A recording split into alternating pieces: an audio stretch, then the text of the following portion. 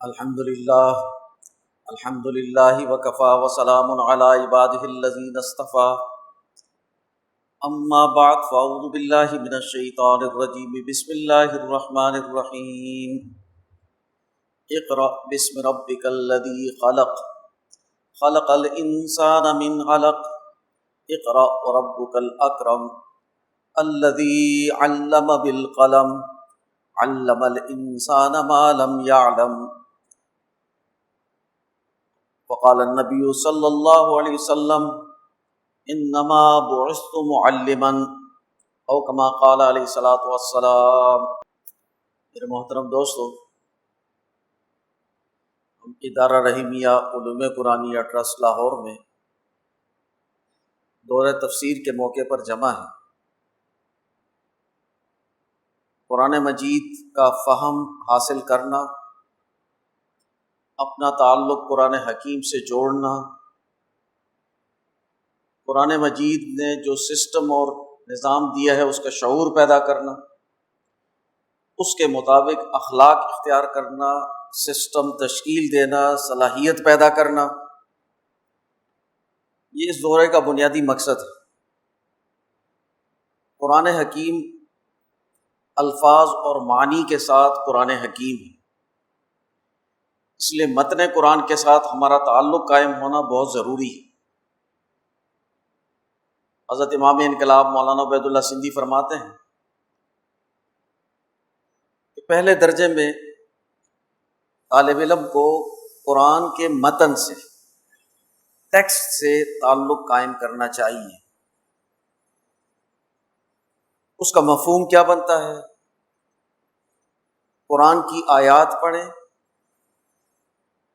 اور اس کا ترجمہ دیکھیں، اس کے مطابق یہ مفہوم کیا بنتا ہے اس کو سمجھنا۔ اس لیے پہلے درجے میں امام انقلاب مولانا عبید اللہ سندھی تجویز کرتے ہیں کہ لمبی چوڑی تفسیروں میں نہیں پڑھنا چاہیے، ہمیشہ پہلے درجے میں تعلق اس کلام سے قائم ہوتا ہے جو اللہ رب العالمین کا کلام ہے، پھر اس سے اخذ ہونے والے احکامات اور مضامین ہوں گے۔ حضرت الامام شاہ ولی اللہ رحمۃ اللہ علیہ نے قرآن فہمی کو حاصل کرنے کے لیے اور قرآن حکیم کی تعلیم کو اچھی طرح سے سمجھنے کے لیے اصول تفسیر پر ایک کتاب لکھی ہے، الفوز الکبیر۔ قرآن حکیم کے تمام مضامین اور تمام مشکل مسائل اس رسالے میں حضرت امام شاہ ولی اللہ دہلوی رحمۃ اللہ علیہ نے جمع کیے ہیں۔ حضرت الامام شاہ ولی اللہ دہلوی رحمۃ اللہ علیہ فرماتے ہیں کہ پورا قرآن حکیم الحمد سے لے کر والناس تک، یہ 5 مضامین یا 5 علوم سے باہر نہیں۔ معانی کے اعتبار سے جب ہم قرآن حکیم کے الفاظ پڑھتے ہیں تو قرآن حکیم کی تلاوت، اس کے مخارج، اس کی صفات، اس کو سمجھنا یہ اپنا ایک علم ہے۔ لیکن جب ہم قرآن مجید کے مفہوم اور معنی کی بات کریں گے تو امام شاہ ولی اللہ دہلوی رحمۃ اللہ علیہ فرماتے ہیں کہ قرآن کے معنی 5 مضامین میں یا 5 علوم میں بند ہیں۔ یعنی آپ قرآن حکیم پر غور کریں تو اس میں کوئی آیت، کوئی مضمون ان 5 بنیادی مضامین سے باہر نہیں۔ یہ شاہ صاحب کی خصوصیت ہے کہ وہ بڑی لمبی چوڑی تفصیلوں کا خلاصہ چند نکات میں نکال لیتے ہیں۔ جیسے کہ امام شاہ ولی اللہ رحمۃ اللہ علیہ فرماتے ہیں کہ جتنے بھی ادیان عالم آئے ہیں اور جتنے بھی بڑے بڑے حکیم گزرے ہیں، انہوں نے جو اپنی حکمت کی باتیں کہی ہیں یا انبیاء نے دین کی تعلیم دی ہے، ان سب کا مطمع نظر انسانی اجتماعیت میں 4 اخلاق پیدا کرنا: طہارت اور پاکیزگی کا خلق، اخبات الی اللہ اور تعلق مع اللہ، سماحت اور فیاضی، حیوانی خصلتوں سے اٹھ کر انسانی تقاضوں کے مطابق انسانی زندگی بسر کرنا، اور عدل و انصاف، عدل، ظلم کے مقابلے میں عدل کو اختیار کرنا۔ اب یہ پورا خلاصہ تمام ادیان کا نکل آیا۔ ایسے ہی امام شاہ ولی اللہ دہلوی رحمۃ اللہ علیہ نے پورے قرآن کا خلاصہ 5 باتوں میں فرمایا ہے کہ اس کے 5 مضامین، جس کو عام طور پر علوم خمسہ کہتے ہیں، 5 علوم یا 5 مضامین، یہ جو 5 مضامین ہیں، اس میں پہلا مضمون علم الاحکام، دوسرا مضمون علم المخاصمہ، اور تیسرا تذکیر بآلاء اللہ، چوتھا تذکیر بایام اللہ، اور 5واں تذکیر بالموت و بما بعد الموت۔ آج ہم ان باتوں پر مختصراً غور کریں گے کہ شاہ صاحب جو 5 مضامین کا ذکر کرتے ہیں اور یہ کہتے ہیں کہ قرآن کے معنی اس 5 مضامین کے دائرے سے باہر نہیں ہیں، تو یہ 5 مضامین ہیں کیا؟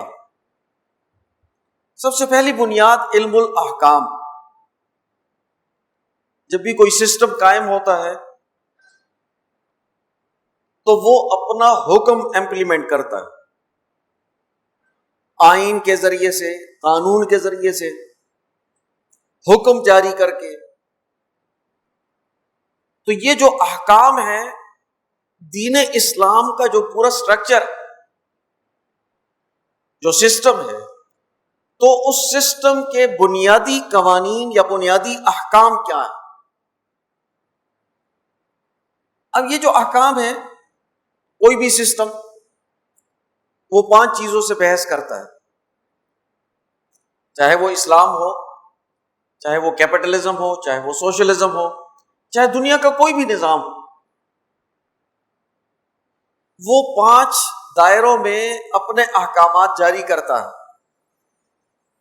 نمبر 1، وہ اپنے سسٹم کے لیے کچھ چیزوں کو لازمی ضروری ٹھہراتا ہے کہ یہ ضرور کرنا، اور کچھ چیزوں کو بالکل غلط ٹھہراتا ہے کہ یہ کرنا ممنوع ہے، قابل مواخذہ اور قابل سزا ہے۔ 2 باتیں ہو گئی۔ تیسری بات، کچھ چیزوں کے بارے میں وہ یہ کہتا ہے کہ ایسا کرنا چاہیے، یہ بہتر ہے،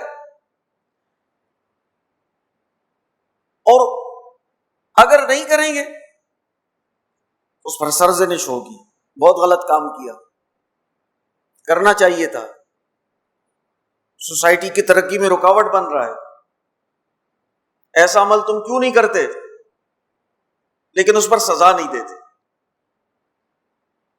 چوتھی چیز، وہ کچھ چیزوں سے منع کرتے ہیں لیکن اس پر سزا نہیں دیتے، سرزنش کرتے، ایسا مت کرو، ایسا کرنا نقصان دہ ہے، سوسائٹی کی ترقی کے لیے نقصان دہ ہے، تمہارے لیے نقصان دہ ہے۔ اور کچھ چیزوں کو وہ چھوڑ دیتا ہے، تم کرو تو تمہاری مرضی، نہ کرو تو تمہاری مرضی، اس پر سسٹم کوئی گرفت نہیں کرتا۔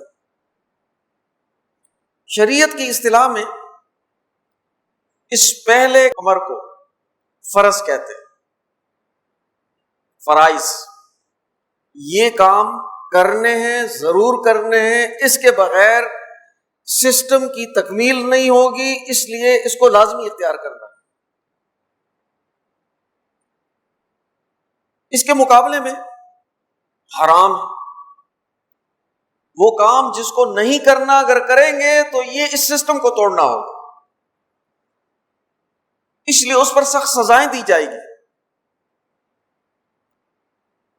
چوتھی چیز سنت، یہ کرنا چاہیے، سوسائٹی کی فلاح اور حسن کے لیے ضروری۔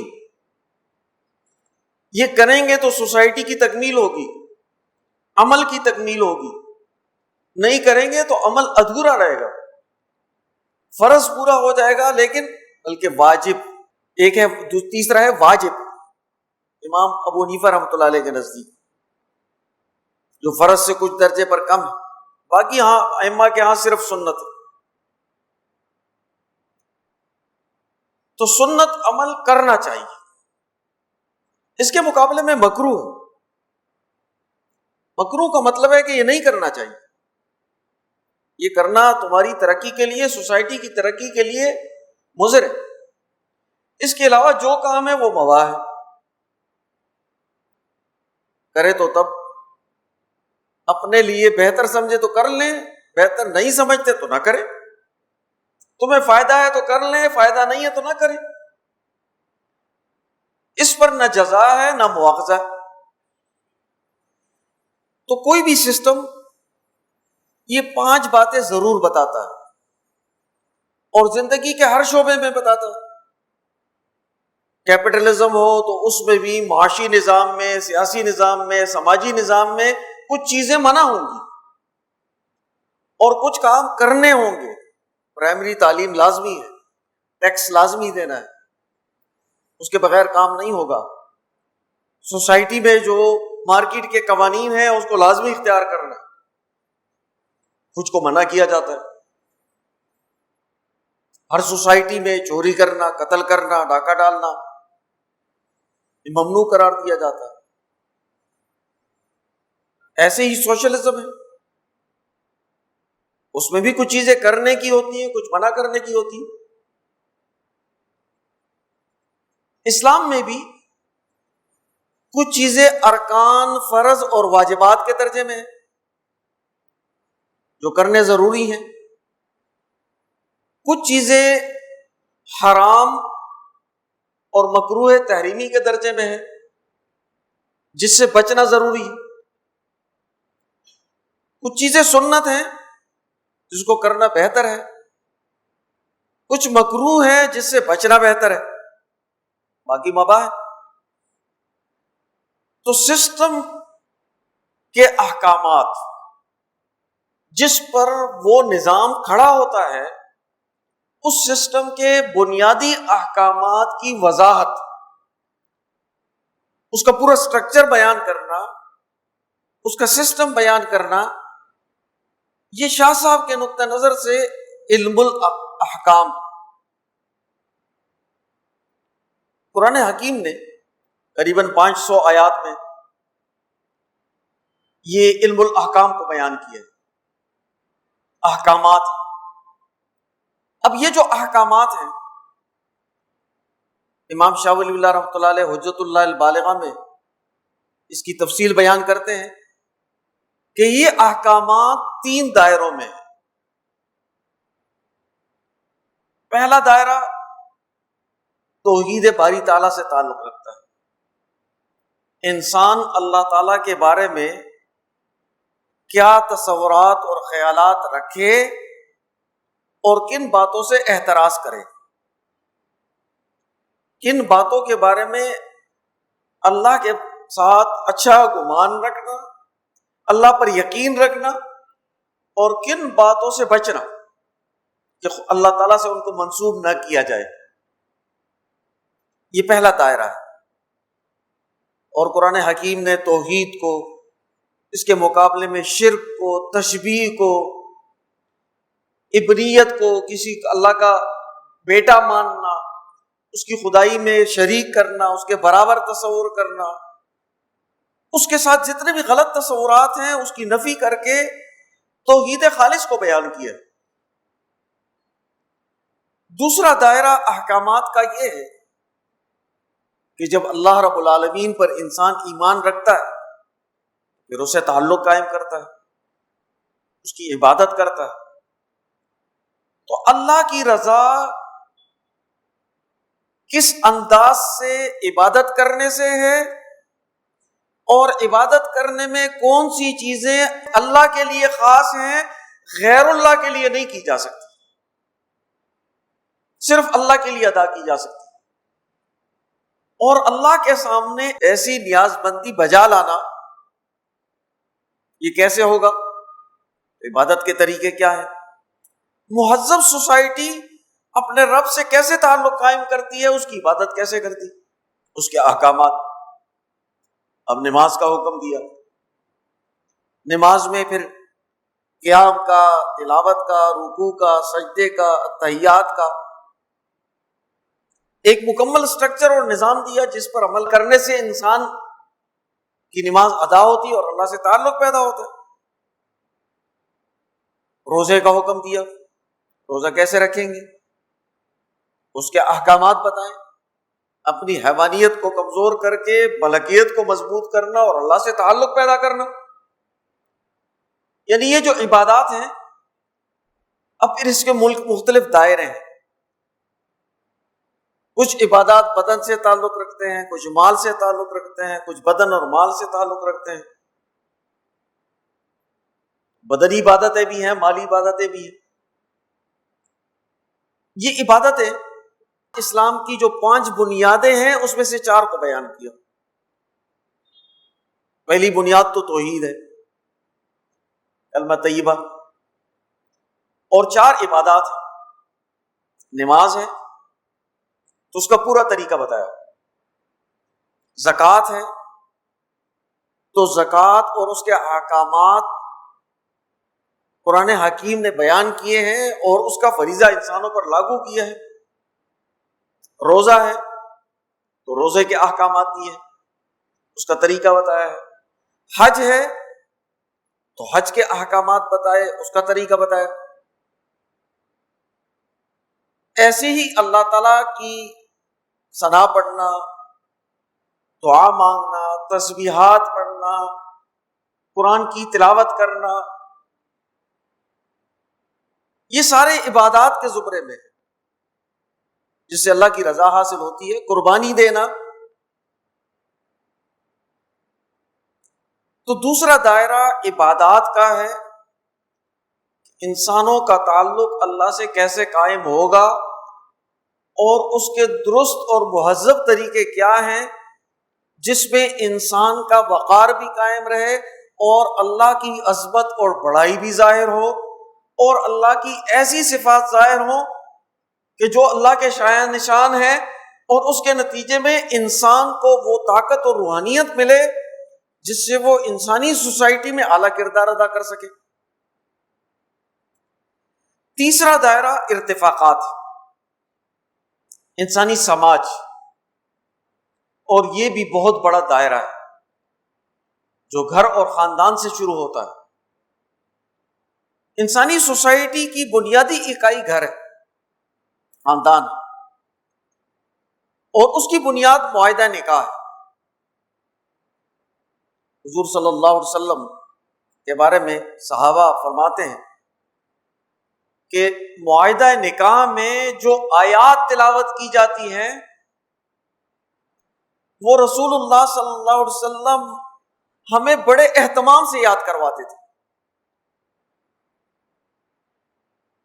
چونکہ پہلا معاہدہ ہے، اور ان آیات میں اس پہلے بنیادی معاہدے کے احکامات ہیں، اسی لیے اس کو معاہدہ نکاح میں پڑھا جاتا ہے، وہ تلاوت کی جاتی ہے۔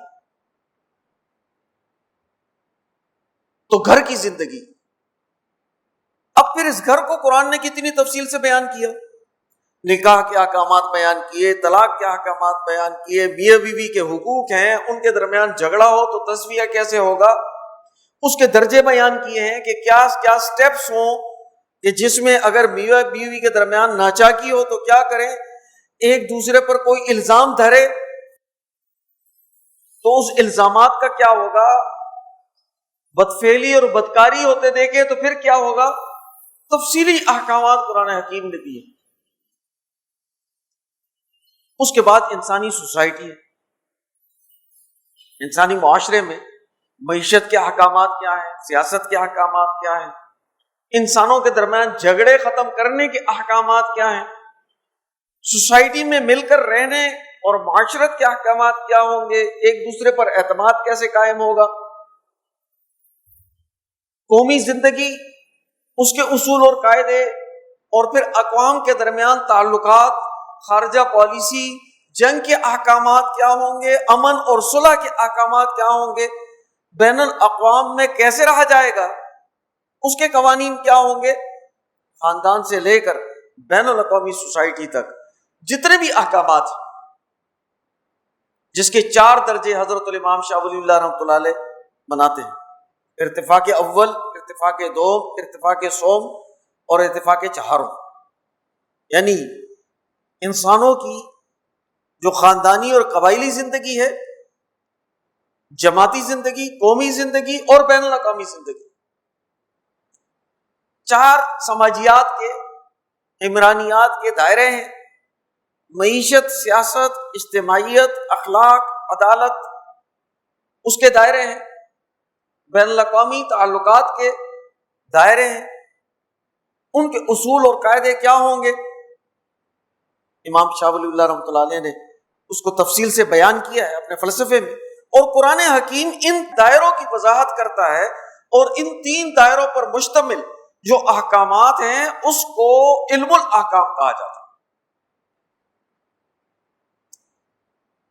یعنی دین کا وہ نظام، شریعت کا وہ سسٹم جو عقائد سے لے کر عبادات، اور عبادات سے لے کر انسانی سماجی زندگی اور اس کے سسٹم تک جتنے بھی احکامات دیتا ہے، انہی 5 دائروں میں. فرض واجب کیا ہے، حرام اور مکروہ تحریم کیا ہے، سنت کیا ہے، مکروہ کیا ہے، اور مباح کیا چیز ہے. تو ہر چیز کے بارے میں قرآن مجید نے حکم جاری کیا ہے. ان احکام پر مشتمل جو مجموعہ ہے وہ علم الاحکام. قرآن حکیم کا سب سے بنیادی مضمون یہی ہے، اس کے سسٹم کو سمجھا جائے، اس کے نظام کو سمجھا جائے، اس کے احکامات کو درست پیرائے میں قبول کیا جائے. اب اس سے اگلا سوال یہ پیدا ہوتا ہے کہ ایک سسٹم یہودیت نے دیا، مسخ شدہ ہے، ایک عیسائیت نے دیا، یا آج کے دور میں ایک سسٹم کیپٹلزم کا ہے، ایک سسٹم سوشلزم کا ہے، ایک سسٹم اسلام کا ہے. اب جو دیگر مذاہب نے یا دیگر سسٹموں نے نظام دیا ہے، احکامات دیے ہیں، ان احکامات میں اور اسلام کے دیے احکامات میں فرق کیا ہے، اور اسلام کے احکام وہ سپیریئر کیسے ہیں، وہ زیادہ نتیجہ خیز کیسے ہیں، وہ زیادہ انسانی سوسائٹی کے لیے اہم اور ضروری کیوں اور کیسے. اس کا علم المخاصمہ ہے. علم المخاصمہ جو ہے، اس کے لفظی معنی تو جھگڑے کے ہیں، مقابلہ، مخاصمہ، مناظرہ، لیکن اس علم کا جو مفہوم ہے وہ جھگڑے کا نہیں. اس کو آپ سمجھیں کہ امام شاہ ولی اللہ رحمۃ اللہ علیہ فرماتے ہیں کہ مذاہب اور سسٹموں کے درمیان کمپیریٹو اسٹڈی، موازنہ، مقابلہ، علمی مقابلہ، سمجھنا کہ اسلام کا نظام درست ہے اور تم جو سسٹم اسلام کے مقابلے میں مخالفت میں پیش کر رہے ہو وہ سسٹم غلط ہے، اس کو عقلی نقلی دلائل سے ثابت کرنا، مثالوں اور شواہد سے سمجھانا، یہ ان پر ظاہر کرنا، سوالات قائم کر کے اور اس کے جوابات دے کر یہ بتلانا کہ تمہارے جو خیالات ہیں، تصورات ہیں، وہ غلط ہیں یا ناقص ہیں، قابل اصلاح ہیں، اور اسلام جو پیش کرتا ہے وہ کامل ہے، اس کو اختیار کر کے ہی انسان کامل ترقی اختیار کر سکتا ہے. اب اس میں قرآن حکیم نے جب قرآن نازل ہو رہا تھا تو 4 قسم کی جماعتیں تھیں جن سے مباحثہ ہوا، قرآن حکیم نے اس کے لیے دلائل دیے۔ وہ یہود تھے، نصارہ تھے، مشرکین تھے، منافقین تھے۔ مشرکین کے شرک کو بیان کیا، اس کے غلط رسوم کو بیان کیا، دلائل سے اس کو رد کیا۔ یہود کی غلطیاں، عیسائیوں کی غلطیاں، منافقین کی منافقت، اس کو واضح کیا۔ تو قرآن کا ایک بڑا حصہ وہ اس کمپیریٹو اسٹڈی پر ہے، جس میں دیگر سسٹموں کے مقابلے میں دین اسلام کا اعلیٰ ہونا عقلی نقلی شواہد سے عملی تقاضوں کو پیش نظر رکھ کر، نتائج کو پیش نظر رکھ کر یہ سمجھانا کہ قرآن کا سسٹم اور نظام اعلیٰ ہے، قرآن کا نظریہ وہ اونچا اور اعلیٰ اور کامل، تو قرآن اس سے بحث کرتا ہے۔ تو یہ 2 دائرے ہو گئے۔ تیسرا دائرہ جو تذکیرات کا ہے، یعنی جس میں نصیحت اور تلقین کی گئی ہے، سمجھایا گیا ہے۔ تو پہلا تذکیر، پہلا علم تو تذکیرات کے زمرے میں تذکیر بآلاء اللہ، انسانوں کو اللہ تعالیٰ کی نعمتیں یاد دلا کر، انعامات خداوندی وہ یاد دلا کر سمجھایا گیا کہ تم غلط راستوں کو چھوڑ دو۔ ان انعامات کا، نعمتوں کا شکر یہ ہے کہ تم غلط راستوں کو چھوڑ کر درست راستے پر آ جاؤ۔ یعنی اس میں یہ بتلایا گیا کہ اللہ تعالیٰ نے اتنا بڑا کارخانہ، یہ کائنات انسان کے لیے بنائی، اور انسان کو سب سے آخر میں پیدا کیا۔ تخلیق کا آخری کام جو اللہ تعالیٰ نے کیا ہے وہ انسان کو پیدا کیا ہے۔ اس پوری کائنات کا جوہر اور خلاصہ ہے۔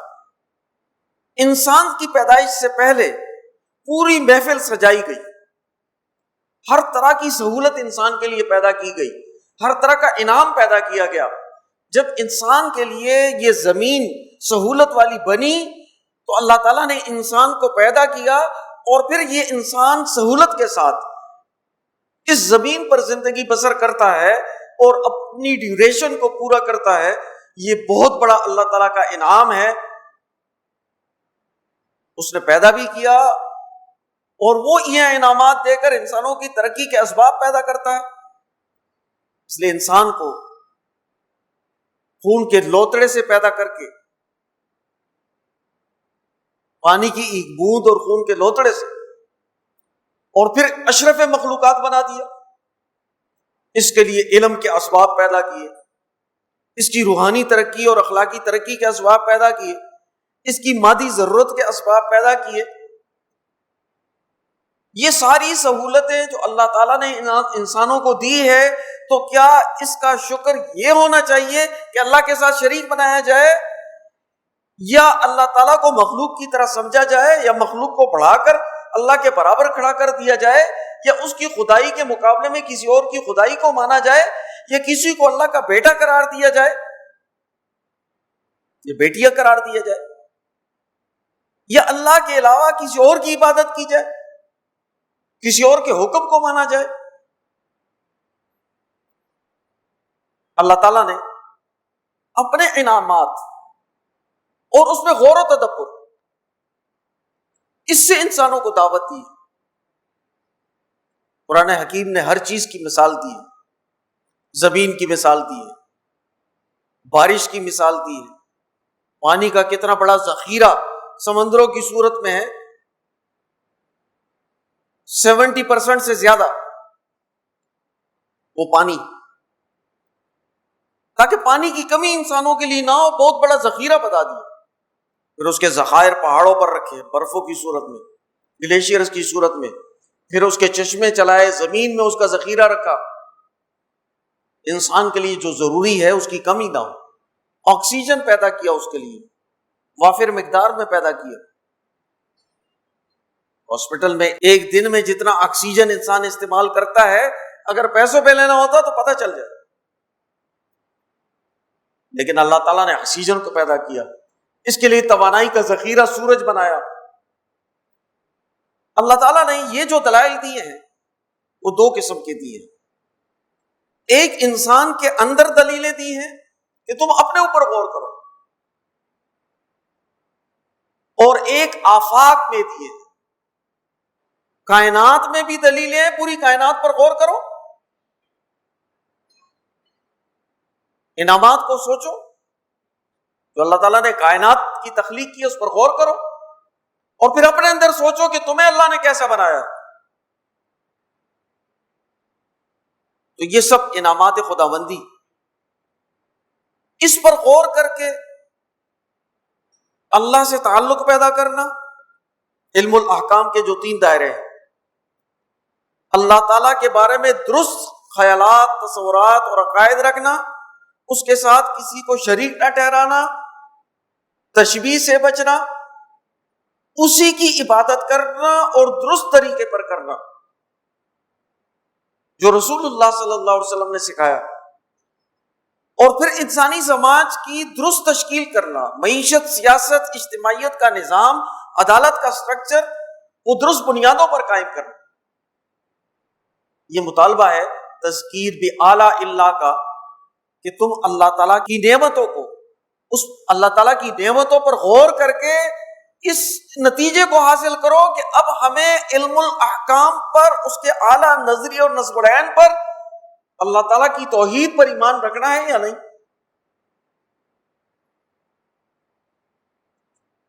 وہ ایک بہت بڑا علمی دائرہ، تحقیقی دائرہ قرآن حکیم نے اس حوالے سے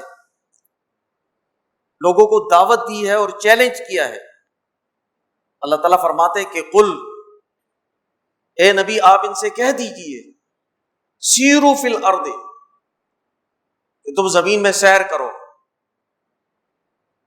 فانظروا، پھر ریسرچ کرو، غور و تدبر کرو، تحقیق کرو، کیف بدأ الخلق، کہ اللہ تعالیٰ نے تخلیق کے کائنات کیسے کی، مخلوقات کو کیسے پیدا کیا، ان کے اندر خصوصیات کیا رکھی ہیں، صفات کیا رکھی ہیں۔ تخلیق کا جو دائرہ ہے اس میں تم غور و تدبر کرو، یہ وہ دائرہ ہے جس کو تم نہیں کر سکتے، یہ اللہ کے اختیار کا دائرہ ہے، لیکن اللہ تعالیٰ نے کیسی عجیب مخلوقات پیدا کی ہیں اور اس میں کیا فائدے تمہارے لیے رکھے ہیں، اس پر غور و تدبر کرو۔ جانوروں کو دیکھو، کتنے فائدے تمہارے لیے۔ قرآن کا ایک بہت بڑا حصہ وہ تذکیر بِآلاء اللہ سے تعلق رکھتا ہے۔ چوتھا علم یا چوتھا مضمون تذکیر بِایام اللہ، پچھلی قوموں کے واقعات، جو اقوام گزری ہیں، کیا انہوں نے علم الاحکام کا درست نظریہ اختیار کیا یا غلط نظریہ اختیار کیا؟ جنہوں نے درست نظریہ اور سسٹم اختیار کیا وہ کیسے کامیاب ہوئے، اور جنہوں نے غلط نظریہ اور سسٹم اختیار کیا وہ کیسے ناکام ہوئے؟ قوموں کا عروج و زوال کیا ہے، ہر قوم کن جرائم کی وجہ سے تباہ ہوئی، اس پر عذاب نازل ہوا، اس کا دائرہ، اس پر غور و تدبر۔ تو قرآن اپنے نظریے کی دعوت دیتا ہے، عدل کے نظریے کی دعوت دیتا ہے، ظلم کے نظریے سے روکتا ہے، عدل کے سسٹم کی دعوت دیتا ہے، ظلم کے سسٹم سے روکتا ہے، اور اس پر تاریخی شواہد دیتا ہے۔ امام انقلاب مولانا عبید اللہ سندھی فرماتے ہیں کہ علمی طور پر تاریخ کی شہادت دینا وہ بہت اونچی دلیل ہے۔ تو قرآن اقوام عالم کی مثالیں دے کر سمجھاتا ہے اور اس کے تفصیلی اس کے احکامات بیان کرتا ہے، تو اس کے واقعات بیان کرتا ہے کہ کس قوم نے کون سا جرم کیا، کون سی سزا ملی، کس نے درست نظریہ اختیار کیا اور وہ کامیاب ہوئے۔ اب حضرت آدم علیہ السلام سے لے کر حضرت ادریس علیہ السلام، نوح علیہ السلام، ابراہیم علیہ السلام سے لے کر حضرت عیسیٰ علیہ السلام تک کے واقعات وہ قرآن حکیم میں بیان کیے ہیں، اور اس کی تفصیلات بیان کی ہیں، کہیں پر تھوڑی کہیں پر زیادہ، جہاں جہاں ضرورت ہے اس ضرورت کے مطابق بیان کیا۔ تو چوتھا علم تذکیر بایام اللہ ہے، تاریخ کی شہادت دینا۔ ایک مرتبہ پھر غور کریں کہ اب یہی جو علم الاحکام ہے، اللہ سے تعلق، اللہ تعالیٰ کی عبادت اور انسانی سماج کی تشکیل، اس کا نظریہ اور اس کا سسٹم، وہ کس نے درست اختیار کیا اور کس نے غلط اختیار کیا، اس بنیاد پر سوسائٹی کی جو تشکیلات ہوئی ہیں اس کا جائزہ لینا، اس سے نتائج اخذ کرنا، اور اس نتیجے پر پہنچنا کہ انسانی کامیابی درست نظریہ اور نصب العین اختیار کر کے غلط راستے پر چل کر انسانوں نے ناکام ہونا۔ اب قرآن حکیم نے انبیاء کے واقعات بیان کیے، بادشاہوں کے واقعات بیان کیے، کچھ عام لوگوں کے واقعات ہیں، باغ کا قصہ بیان کیا، ذوالقرنین کا ذکر کیا، لقمان حکیم کا ذکر کیا، اور انبیاء کے واقعات بیان کیے، شواہد دیے کہ جس کے ذریعے سے انسانوں کو یہ بنیادی بات جو علم الاحکام سے متعلق ہے، اس کے نظریے اور نصب العین سے متعلق ہے، یہ سمجھائی جا سکے اور انسان ان مثالوں کو سمجھ کر درست راستہ اختیار کر لے۔ پانچواں اور اہم ترین علم جو رسول اللہ صلی اللہ علیہ وسلم کو خاص طور پر مکمل طور پر دیا گیا، وہ تذکیر بالموت و بما بعد الموت۔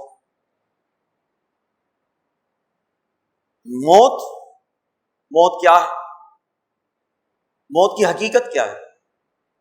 انسان نے مرنا ہے، اللہ تعالیٰ نے موت کو پیدا کیا ہے، خلق الموت والحیات، موت کو بھی پیدا کیا، حیات کو بھی پیدا کیا۔ موت کیا ہے؟ اور پھر انسانی اعمال کے نتائج دنیا میں کیا ظاہر ہوتے ہیں، برزخ حشر میں کیا ظاہر ہوں گے، اور آخرت میں کیا ظاہر ہوں گے، آخرت کے احکامات کیا ہیں، انسانی اعمال کا وزن کیا ہے۔ انسان جو بھی عمل کرتا ہے، قرآن نے ہمیں یہ بتایا کہ انسان کا کوئی عمل کردار وہ بے اثر نہیں جاتا۔ فَمَن يَعْمَلْ مِثْقَالَ ذَرَّةٍ خَيْرًا يَرَهُ، جس نے ذرہ برابر بھی نیکی کی ہوگی تو دیکھ کر رہے گا۔ وَمَن يَعْمَلْ مِثْقَالَ ذَرَّةٍ شَرًّا يَرَهُ، جس نے ذرہ برابر بھی شر کیا ہوگا وہ بھی دیکھ کر رہے گا۔ دو ہی چیزیں ہو سکتی ہیں نا، یا خیر ہوگا یا شر ہوگا۔ اب ہر خیر جو چھوٹے سے چھوٹا ہو یا بڑے سے بڑا ہو، اور ہر شر جو چھوٹے سے چھوٹا ہو یا بڑے سے بڑا ہو، انسان کو اس کے نتائج ملنا وہ ضروری۔ فمن ثقلت موازینہ فہو فی عیشۃ راضیہ، جس کے اعمال کا وزن بھاری ہوگا وہ من پسند زندگی میں ہوگا۔ واما من خفت موازینہ فامہ ہاویہ، اور جس کے اعمال کا وزن ہلکا ہوگا تو اس کا ٹھکانہ ہاویہ ہے۔ اور آپ کو کیا معلوم کہ ہاویہ کیا ہے؟ نار ہاویہ، دہتی ہوئی آگ۔ تو انسانی اعمال کا وزن ہے، تولے جاتے ہیں۔ اب انسان کے اعمال کس سے وزنی ہوتے ہیں اور کس سے ہلکے ہوتے ہیں؟ ہلکا عمل کون سا ہے اور وزنی عمل کون سا ہے؟ کون سا نتیجہ خیز اور دیر پا ہے، کون سا زائل ہونے والا ہے؟ اس اعتبار سے انسانوں کو کون سے اعمال اختیار کرنے چاہیے؟ نتائج بتا کر، اثرات اور ثمرات بتا کر انسانوں کو قائل کیا ہے کہ تمہیں ایک درست سسٹم کو اختیار کرنا ہے، درست نظریہ اختیار کرنا ہے، اللہ سے درست تعلق پیدا کرنا ہے، اس کے بارے میں اپنے خیالات ٹھیک کرنے ہیں، اس کی عبادت درست طریقے سے کرنی ہے جو اس کا حق ہے، انسانی سماج کو درست بنیادوں پر قائم کرنا ہے۔ تو جو علم الاحکام کے 3 دائرے ہیں، انہی 3 دائروں کو اس کے اعمال کے نتائج کے اعتبار سے انسانوں کو سمجھایا کہ انسانی اعمال کا نتیجہ کیا ہے۔ حضرت الامام شاہ ولی اللہ دہلوی رحمۃ اللہ علیہ فرماتے ہیں کہ انسانی اعمال کے نتائج 4 جگہ میں ظاہر ہوتے ہیں۔ پہلا نتیجہ دنیا میں ظاہر ہوتا ہے، دوسرا نتیجہ برزخ میں ظاہر ہوتا ہے، قبر میں، تیسرا نتیجہ حشر میں ظاہر ہوتا ہے۔ شاہ صاحب کہتے ہیں کہ یہ جو 3 دائرے ہیں، جو 3 موطن ہیں، یہ دنیا سے تعلق رکھتے ہیں، یعنی دنیا کی زندگی کی 3 سٹیپس، دنیا ہے، پھر قبر ہے، پھر حشر ہے، یہ دنیا سے متعلق ہے، پھر اس کے بعد آخرت، اور آخرت میں اس کے نتائج کیا ہوں گے۔ حضور صلی اللہ علیہ وسلم نے فرمایا کہ جنت ایک چٹیل میدان ہے، تم اس کو اپنے اعمال اور اخلاق سے سرسبز و شاداب بناؤ، اس لیے سبحان اللہ کہو، یہ جنت کا درخت، الحمدللہ جنت کا درخت، اللہ اکبر جنت کا درخت۔ دنیا میں مسجد بناؤ تو اللہ تعالیٰ تمہیں جنت میں گھر بنا کر دیں گے۔ تم نے اللہ کا گھر بنایا دنیا میں، اللہ تعالیٰ جنت میں محل بنا کر دیں گے۔ اب آپ اس کی تشکیل کریں، اپنے لیے جہنم پیدا کریں یا اپنے لیے جنت پیدا کریں۔ جنت بھی اپنے اعمال سے پیدا ہوتی ہے اور جہنم بھی اپنے اعمال سے پیدا ہوتی ہے، اور یہ اعمال و اثرات وہ انسان کے اندر محفوظ رہتے ہیں، یہ کبھی ضائع نہیں ہوتے، اس کے اثرات و نتائج وہ ضرور ظاہر ہوں۔ تو تذکیر بالموت و بما بعد الموت، یہ 5واں علم ہے جس کو شاہ صاحب نے بیان کیا، یعنی 5 علوم ہیں، اور پہلے علم الاحکام کی 3 شقیں ہیں۔ یہ پورا دائرہ ہے قرآن حکیم کا۔ ہم جب یہاں پر دورہ تفسیر پڑھتے ہیں تو قرآن حکیم کو انہی علوم کے تناظر میں سمجھتے ہیں، اس لیے یہاں پر توحید اور اس کے دلائل ہوتے ہیں، عبادات اور اس کے مقاصد اور احکام پر گفتگو ہوتی ہے، اور انسانی سماج کی تشکیل جس سسٹم اور نظام پر ہے اس پر بات چیت ہوتی ہے، مخالف نظاموں کے ساتھ کمپیریٹو سٹڈی ہوتی ہے۔ اب وہ نظام تو گزر گئے جو یہود کا اور نصارہ کا نظام تھا، آج انہوں نے جدید شکلیں اختیار کر لی، تو آج کا جو کمپیریزن ہے وہ کیپٹلزم اور سوشلزم سے ہوگا۔ اس لیے ہمارے دروس میں کیپٹلزم پر رد ہوتا ہے، سوشلزم پر رد ہوتا ہے، دیگر نظاموں پر رد کیا جاتا ہے، دلائل سے سمجھایا جاتا ہے کہ اسلام کا نظام آج کے دور میں کیسے اعلیٰ اور عرفہ نظام ہے جو انسانوں کے مسائل اعلیٰ بنیادوں پر حل کرتا ہے۔ جب ہمارے سامنے یہ علوم خمسہ ہوں گے اور ہم قرآن مجید پر غور کریں گے تو بڑی آسانی کے ساتھ ہم اس نتیجے پر پہنچ سکتے ہیں کہ قرآن کا فہم حاصل، قرآن سے ہمارا تعلق قائم ہے۔ ہمارے دوستوں کو قرآن حکیم کے متن سے اپنے تعلق کو مضبوط کرنے کی ضرورت ہے۔ امام انقلاب مولانا عبید اللہ سندھی نے جو طریقہ بتایا کہ قرآن حکیم کی تلاوت کریں اور اپنے اساتذہ کی رہنمائی میں ترجمہ منتخب کر کے ایک اچھا ترجمہ جو قرآن کی درست ترجمانی کرتا ہے اس ترجمے کو پڑھیں، اور اس سے جو مفہوم ذہن میں بنتا ہے اس کو اخذ کریں، اس پر عمل کریں۔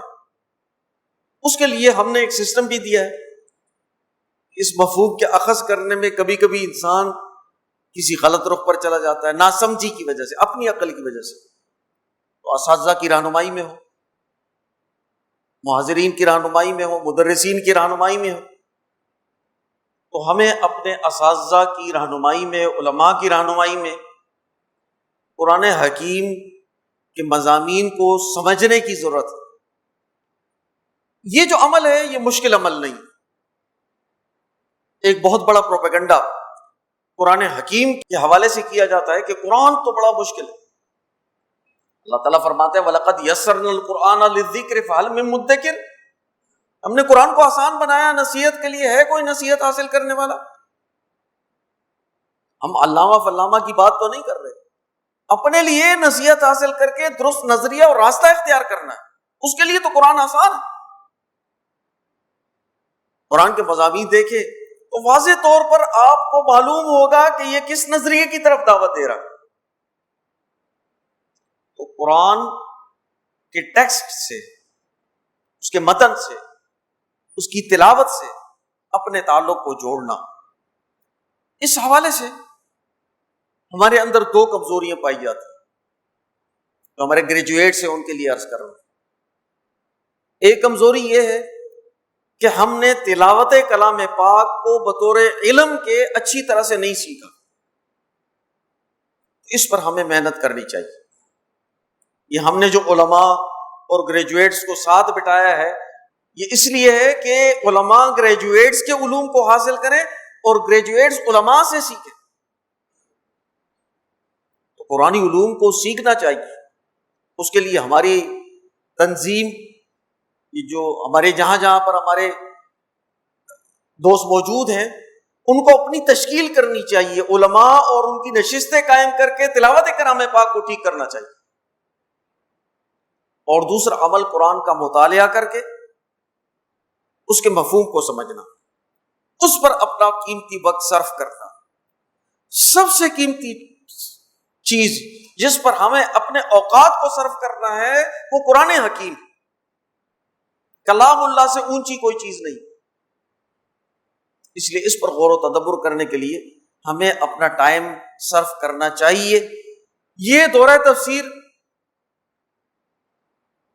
یہ نہیں کہتا، ہم یہ دعویٰ نہیں کرتے کہ دورہ کرنے کے بعد آپ قرآن کے بڑے علامہ بن جائیں گے، ہاں، لیکن ہم یہ دعویٰ ضرور کرتے ہیں اس دورے کو پڑھنے کے بعد اگر آپ غور و تدبر کریں گے تو قرآن کا فہم آپ کے لیے آسان ہو جائے گا۔ آپ محنت کریں گے تو قرآن کے علوم سمجھ میں آنا شروع ہو جائے گا، اس کو سیکھ لیں گے۔ ہمیں اپنے اوقات کو اس پر صرف کرنا چاہیے۔ اللہ تعالی ہمیں اس پر عمل کی توفیق نصیب فرمائے۔ وما علینا الا البلاغ۔